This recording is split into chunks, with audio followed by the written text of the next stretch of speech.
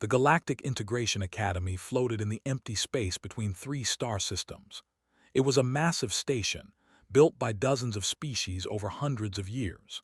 Here, young beings from across the known galaxy came to learn how to work together.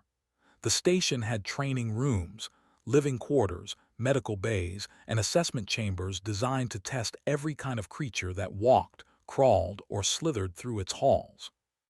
Instructor Al had worked at the academy for 32 standard years. He was which meant he had 4 arms, compound eyes, and mandibles that clicked when he was thinking.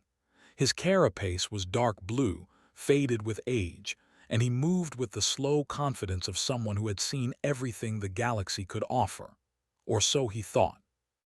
Today was assessment day for the batch of cadets. Al stood in the observation deck above Chamber 7, watching through the reinforced glass as 6 young beings waited below. The chamber was large and bare, with smooth walls and a floor marked with colored zones. Each cadet had been assigned a position. They were supposed to stay in those positions until the assessment began. 5 of the cadets followed this rule, the 6th did not. The pup had been placed in the red zone, far from the others. This was standard protocol, where apex predators from IV, a planet so dangerous that most species refused to land there. Even as juveniles, they were killing machines. This one was about 6 months old in Earth time, which meant it weighed 60 kilograms and stood waist-high to a human. Its body was covered in dark scales that shifted between black and deep green. 3 yellow eyes sat above a snout full of teeth that could cut through metal. Its claws left scratches on the floor when it walked. The Academy had been trying to integrate into galactic society for years. The project was controversial. Many believed that some species were simply too violent, too primitive, too dangerous to join civilization. They were at the top of that list. But the Integration Council believed that every sentient species deserved a chance, so they kept trying. This particular pup, designated V7, had been captured during a culling operation on IV. Its pack had been killed by poachers, and V7 had been brought to the Academy as part of the integration program. For 3 months, handlers had tried to work with it. Every single one had failed. V7 refused to cooperate.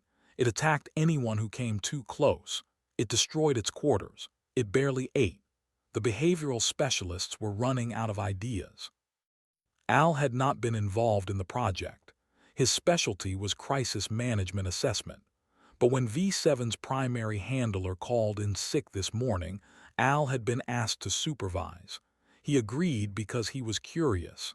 He had never seen up close. Now he was seeing something that made his mandibles click with interest.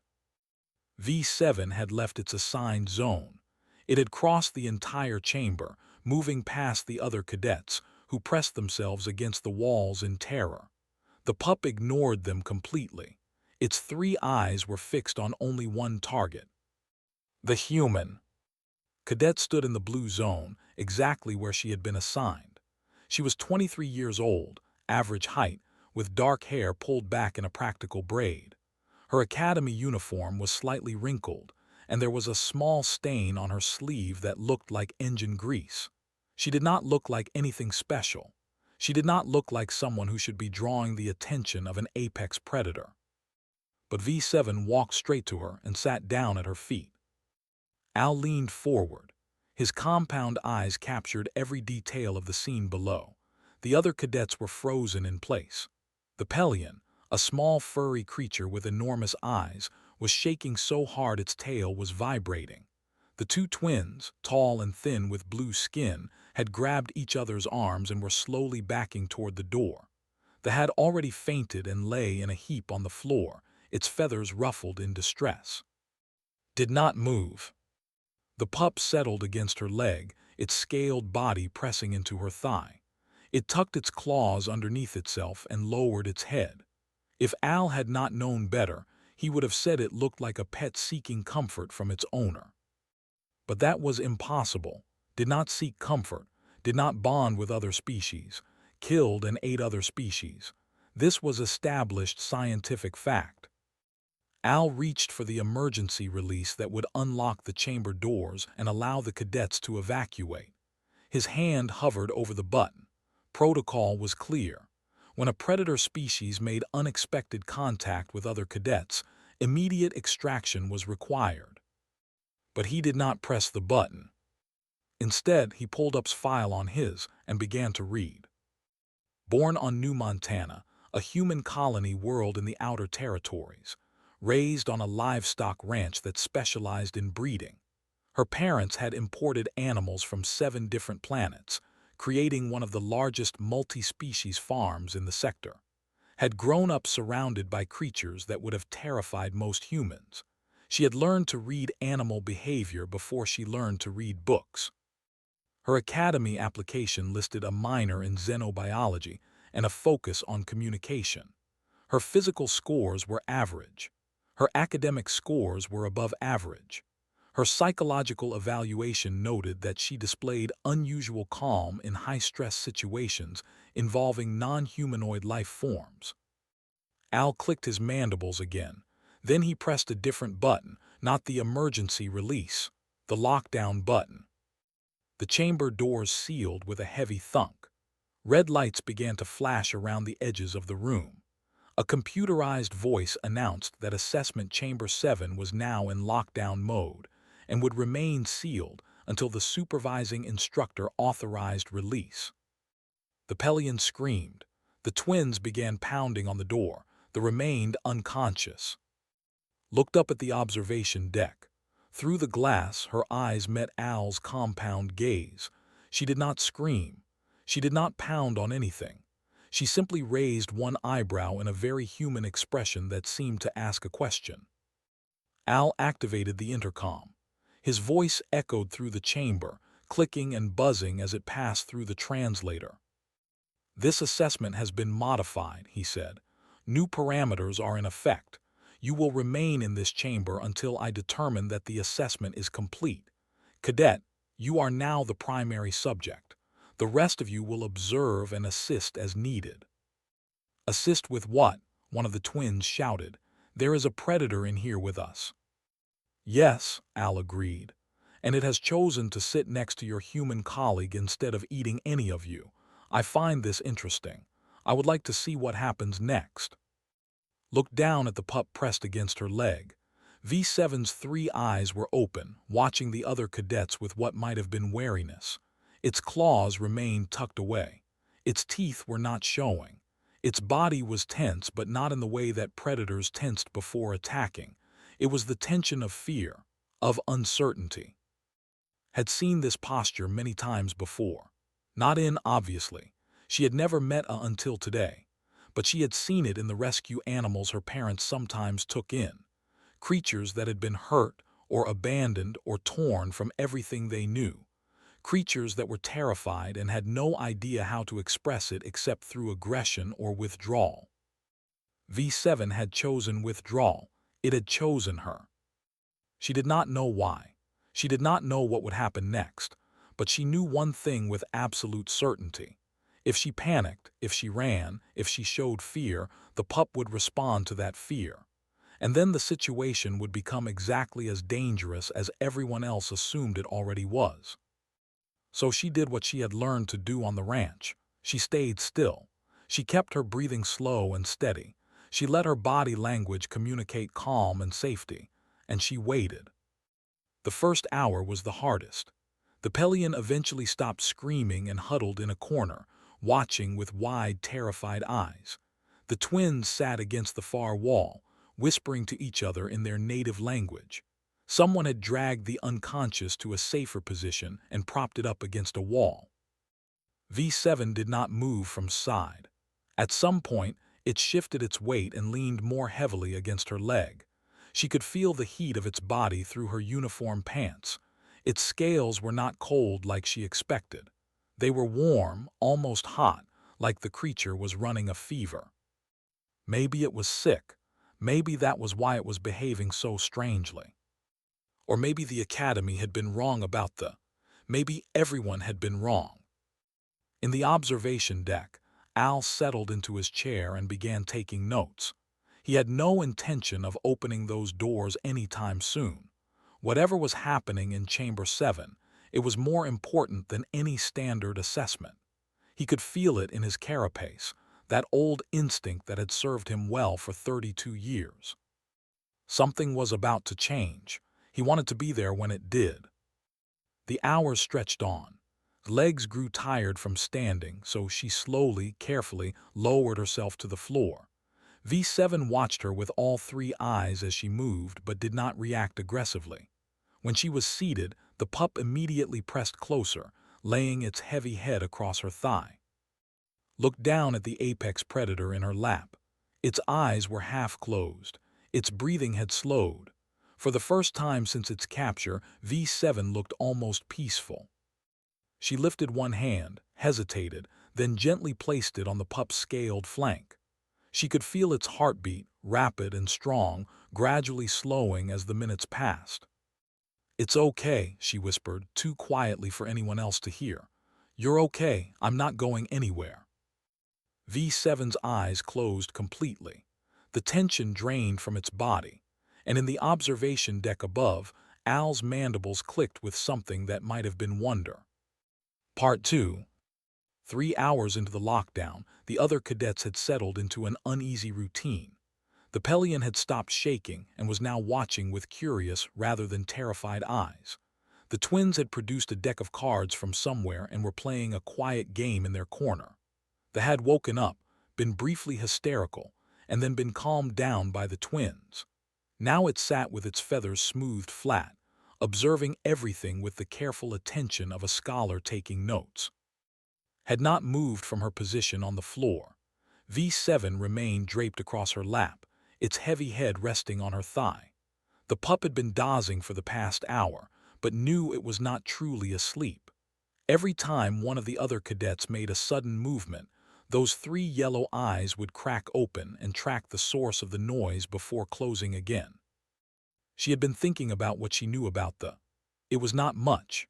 The Academy files described them as pack hunters with strict social hierarchies. They communicated through a combination of vocalizations, body postures, and scent markers.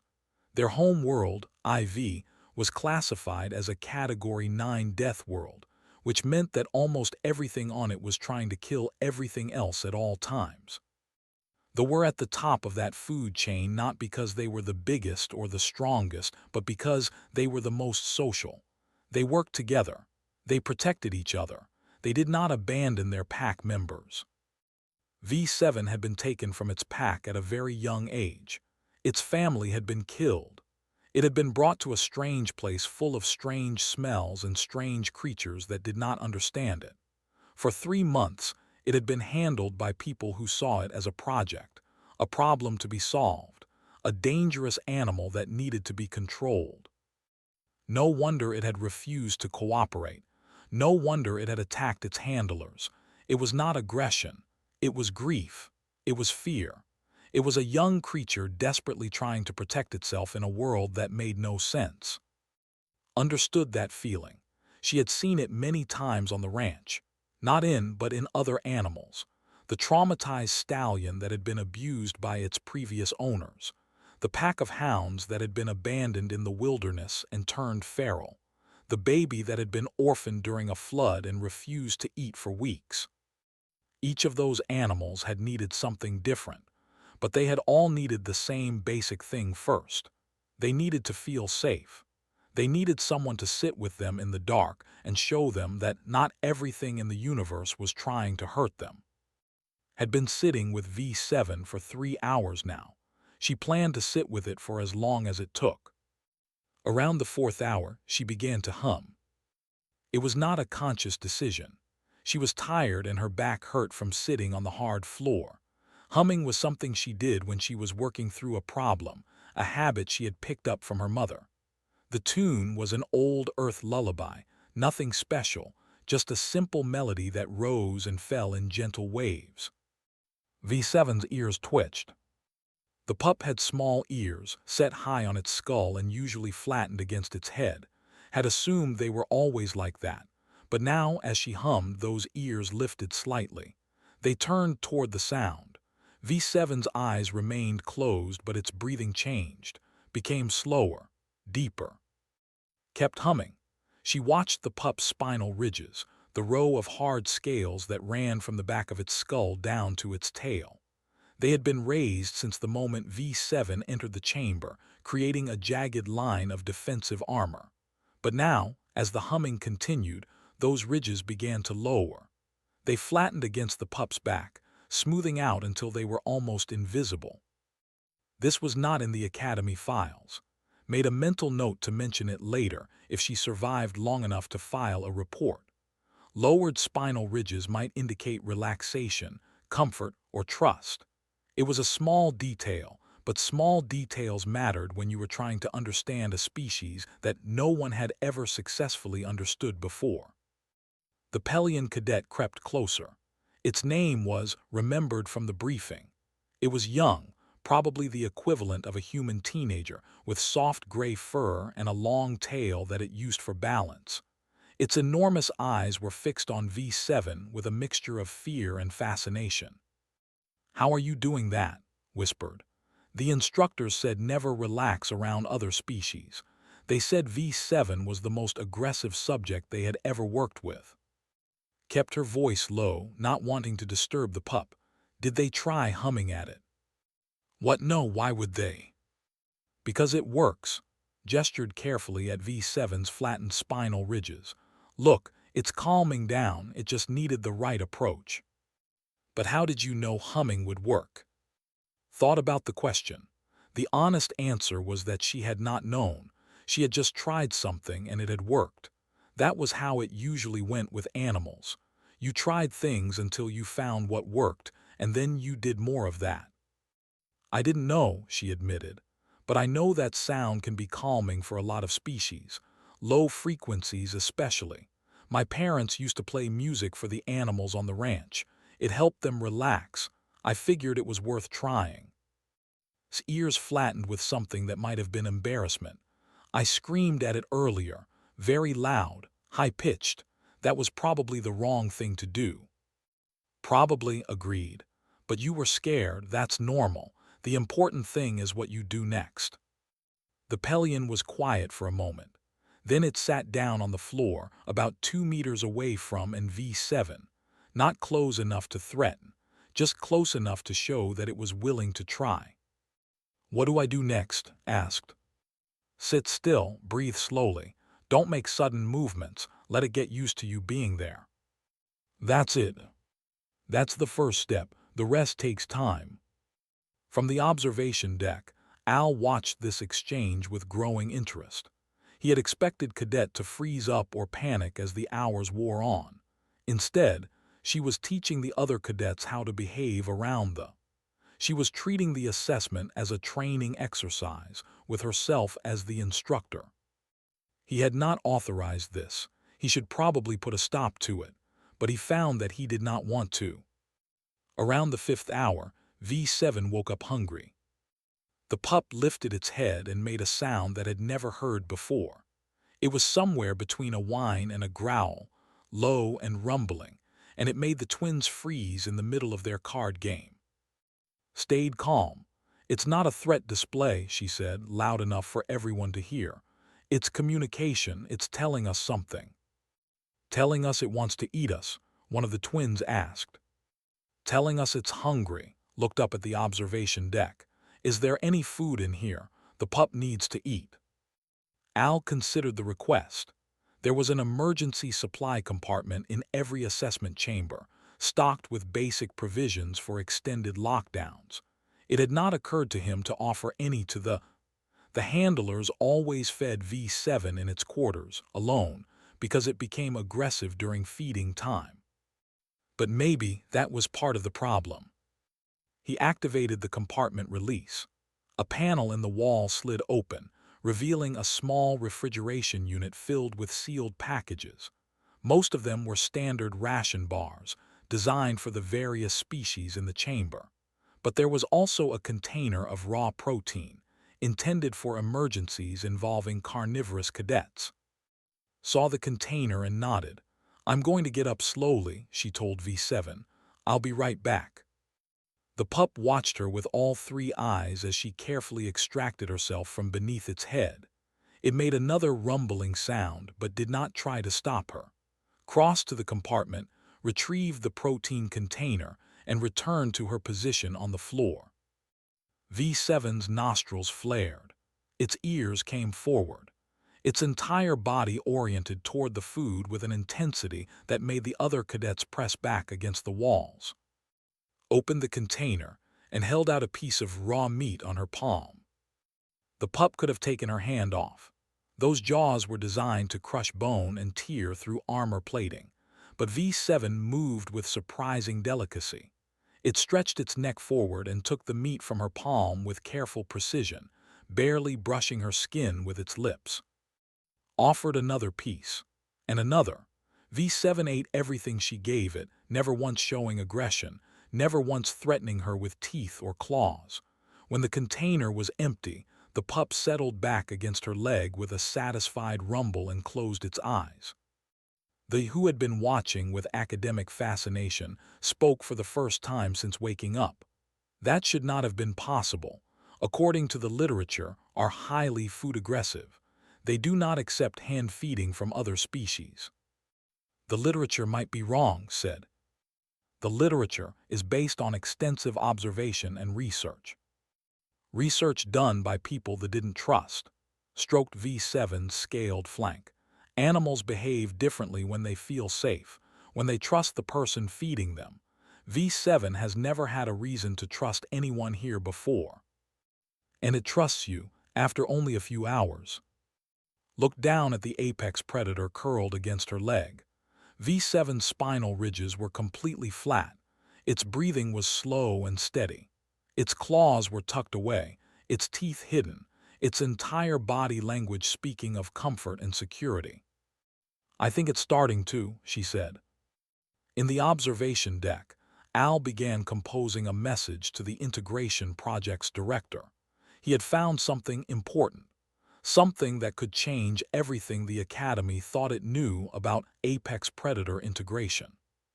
He had found a human who understood that even the most dangerous creature in the galaxy was still just a creature, a being with needs and fears and the capacity for connection. Someone who looked at it and saw not a monster, but a child who had lost its family and needed someone to trust. The lockdown would continue. Al wanted to see how far this could go. Part 3. 6 months had passed since that day in Assessment Chamber 7. The galaxy had not stopped talking about what happened there, and it probably would not stop for a long time. Had become famous, though she had not wanted fame. She had just wanted to help a frightened animal. The fact that the animal was an apex predator capable of killing most sentient beings with a single swipe of its claws did not change that basic truth. V7 had a name now, called her. The name came from an old Earth language and meant beam of light. It seemed appropriate for a creature that had spent its whole life in darkness and was finally beginning to see something brighter. Had grown in the past 6 months. She was no longer a pup but an adolescent, standing almost as tall as shoulder when on all fours. Her scales had darkened to a deep black-green that seemed to absorb light. Her 3 eyes had developed a golden ring around each pupil that glowed faintly in dim conditions. Her claws were longer, her teeth were sharper, and her body was packed with enough muscle to bring down prey 3 times her size. She was also, according to the Integration Project's official assessment, the first successfully bonded in galactic history, and walked together through the corridors of the Galactic Council Station. Other beings moved out of their way, pressing against walls and ducking into side passages, understood their fear. She did not blame them for it, was a terrifying creature by any objective measure. The only reason was not afraid was because she knew. She understood her body language, her moods, her needs. She knew that the massive predator walking beside her would never hurt her. That was the difference between fear based on knowledge and fear based on ignorance. The galaxy had a lot of ignorance about today, hoped to change that. The council chamber was the largest room on the station. It was built to hold representatives from hundreds of species, arranged in ascending tiers around a central speaking platform. Today, almost every seat was filled. Delegates from across known space had come to witness this presentation. Some were curious, some were skeptical, some were openly hostile. Walked to the speaking platform with at her side. The moved with fluid grace, her claws clicking softly on the polished floor. She showed no sign of aggression toward the assembled delegates but could feel the tension in her body. Did not like crowds. Too many scents, too many sounds, too many potential threats. But she trusted, and that trust was enough to keep her calm. The council speaker, an ancient with a silver carapace, activated the translation systems. His voice echoed through the chamber, clicking and buzzing in his native language while the translators converted his words into hundreds of different tongues. This session has been convened to discuss the results of the Human Integration Project, the speaker said. Cadet of the Galactic Integration Academy will present her findings. The council will then vote on whether to expand the project to additional subjects. Took a deep breath. She had never spoken to such a large audience before. She had grown up on a ranch, talking to animals more than people. Public speaking was not her strength. But this was important. This was the most important thing she had ever done. The future of the as a species might depend on what she said in the next few minutes. "Thank you, Speaker," she began. Her voice was steady, even if her hands were not.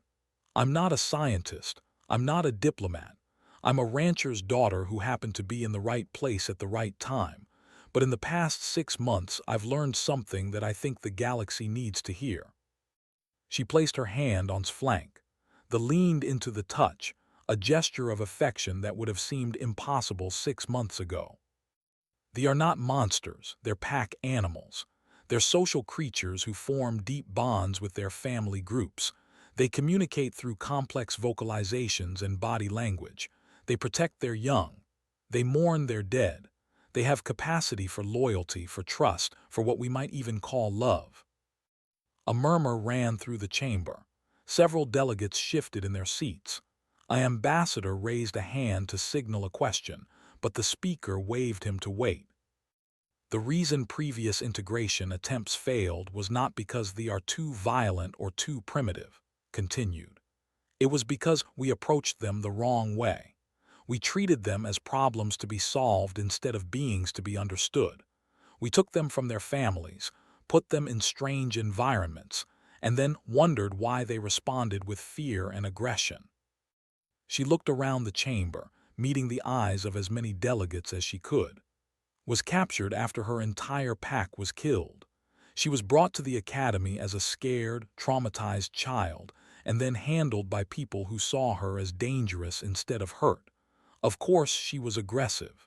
She was protecting herself the only way she knew how. The Pelian delegate, a senior member of species, spoke up. "What changed? Why did she respond to you?" Considered the question. She had thought about it many times over the past months. The answer was simple, but it was also complicated. "I sat with her," said. "That's it. I sat with her and I stayed calm and I showed her that I wasn't going to hurt her. I didn't try to control her or train her or make her do anything. I just let her know that she was safe. And when she was ready, she came to me." "But why you?" another delegate asked. Dozens of handlers tried the same approach. Why did she choose you? "I don't think I'm special," admitted. "I think I was just the first person who actually understood what she needed. The handlers were trained to work with dangerous animals. They approached with caution, with defensive protocols, with fear. She could sense that fear. It told her that she was right to be scared, that the people around her were threats." She scratched behind his ear, and the massive predator made a sound that was almost like a purr. "I grew up around animals, all kinds of animals from dozens of different planets.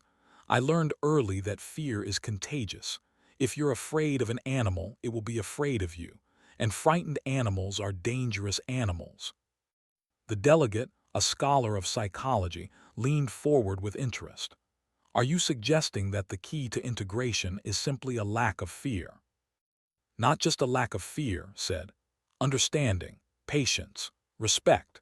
They are intelligent beings with their own culture and their own way of seeing the world. If we want them to join galactic society, we have to meet them where they are. We have to learn their language, their customs, their needs. We have to treat them as equals, not as problems. The chamber was quiet, could feel hundreds of eyes watching her, judging her words, trying to decide if she was a genius or a fool. Finally, the ambassador spoke. Even if what you say is true, they are still extremely dangerous. Cadet may have bonded with you, but that does not mean others of her kind will bond with other humans, and even bonded pose significant risks to galactic safety. You're right, agreed. Is dangerous. She could kill me in seconds if she wanted to, but she doesn't want to. She trusts me. She protects me.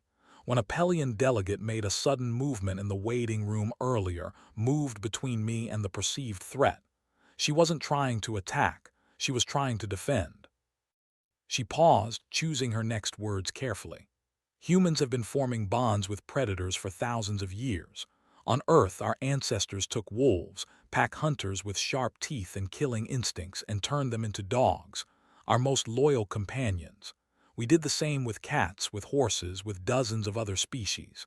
We didn't do it by conquering them or controlling them. We did it by finding the mutual benefit in cooperation. You're comparing the to Earth dogs, the ambassador asked, his tone skeptical. I'm comparing the principle, said. They are not dogs. They're sentient beings with their own history and culture. But the same basic truth applies. Every social species, no matter how dangerous, has the capacity for connection, for partnership, for trust. You just have to find the right approach. Chose that moment to demonstrate. She rose from her crouch and walked slowly across the speaking platform. The delegates closest to her scrambled back in their seats, reaching for emergency buttons and weapon permits, but ignored them. She walked to the edge of the platform and sat down, facing the assembly. Then she did something that no had ever done in the presence of other species. She lowered her head and exposed the back of her neck, the most vulnerable spot on her body. The chamber went completely silent. Even the speaker's mandibles stopped clicking. That's a submission gesture, explained quietly. Use it to show trust within their pack.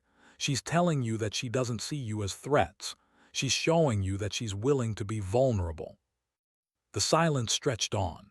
Then slowly, the delegate rose from her seat. She walked down the aisle toward the speaking platform, ignoring the alarmed warnings from her aides. She stopped at the edge of the platform, about 3 meters from where sat. May I approach? They asked. Looked at, the 3 eyes were open, watching the approaching delegate with calm attention. Her spinal ridges were flat. Her claws remained tucked. Every sign indicated that she was relaxed, curious, willing to interact. Yes, said, move slowly, don't make sudden gestures and speak softly. They stepped onto the platform. She moved with careful deliberation, 1 step at a time, until she was standing within arm's reach of. They raised her head and sniffed the air. Her nostrils flared as she processed the stranger's scent. Then reached out with 1 massive paw and touched the swing, gently, carefully, with claws retracted. The delegate flinched but did not pull away, made a low rumbling sound in her chest, a vocalization that had learned to recognize as friendly curiosity. She's saying hello, translated. In her language, that sound means I acknowledge you. You are not a threat. This feather's smoothed flat with something that might have been wonder. Remarkable, she breathed. Absolutely remarkable. The moment seemed to break a spell over the chamber.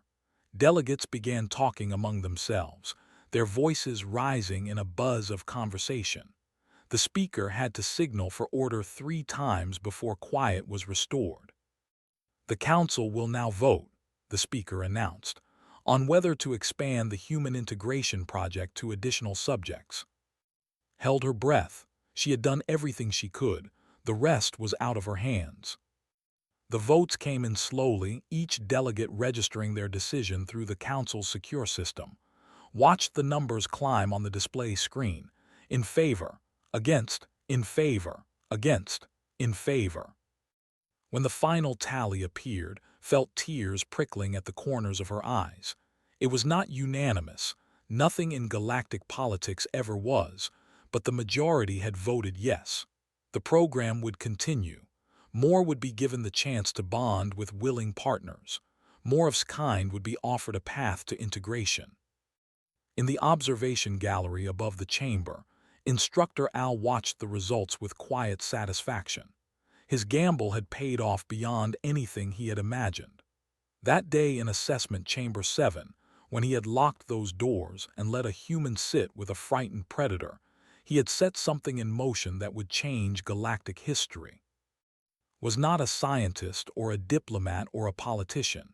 She was just a rancher's daughter who understood that every creature, no matter how dangerous, was still capable of connection.